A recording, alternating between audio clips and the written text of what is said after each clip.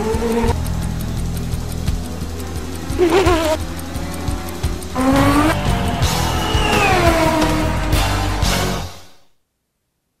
up, YouTube? It's your boy GGJ Fly Guy here with an update on the Speed Passion LM1 and the RJ Speed Sportsman. As you can see, I'm just about completed with the build on the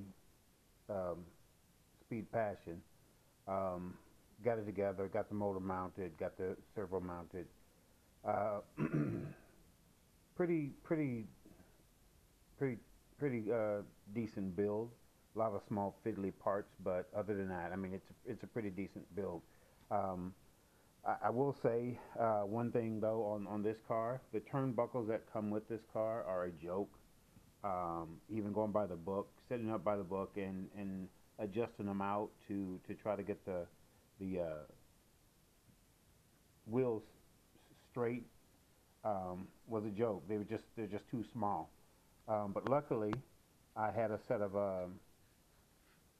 associated turnbuckles here from my son's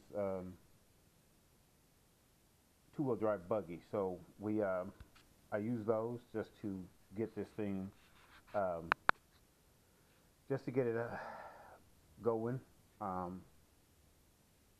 get it together and get it adjusted. But anyway, that's where we're at so far. One thing I'm not liking is this area for the battery pack. I tried to test fit a regular battery pack in it, and it's just too small. So I think I'm going to end up having to use a shorty pack or something like that. But we'll figure that out once I get further along in this build.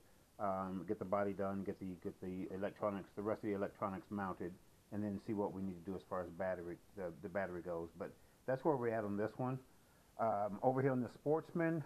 Now this one was a really simple, easy build. Had some really simple build. I mean, it's basic, very basic.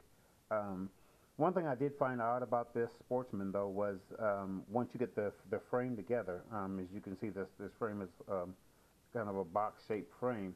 Once you get it together, they recommend you set it on on something flat to make sure that it's even and level, and then twist the frame, the whole complete frame, to make sure that it's sitting flat. Found that kind of odd, but it actually worked, and I got it to level out, so it's straight and even. And I understand why they want you to do that, so you don't get pulled to the right or left, and your frame is straight. But just kind of found it odd that they say twist the frame to get it that way. Normally you don't really want to twist the frame, but anyway, it's a pretty simple build. I will say, without getting too close to it, I did not go with the stock spur gear. I won't say what I went with. The stock was an 81 tooth. I didn't go with it. I went with something different. But all in all, it's a pretty simple build. I was going to go ahead and mount my servo because I do have the servo for it, but I don't have a servo horn. So I had one, but the one that I took off to use, I can't find, so I ended up having to order a servo saver. Actually, I'm going to use a servo saver on this one. And the LM1 actually came with servo horns with the plastic. I want to use an aluminum one, so I'm waiting on that to come in. And again, a servo saver for this one. Also, I think I'm going to try to find some standard servo blocks so I can mount it. They recommend using tape, but I think I want to screw it in and mount it under here, and then find something to go under the chassis to protect it. But all in all, it's a pretty simple build. This is where we're at with it. I do have the motor. I did actually have it in for a few minutes, but I took it out. Reason I need some other things that I want to do before I mount that. Plus, I also don't want the motor on this video. This is going to be my drag car, and my setup on this one is going to be pretty quiet. Anyway, that's what we got with the two. Coming along pretty nicely.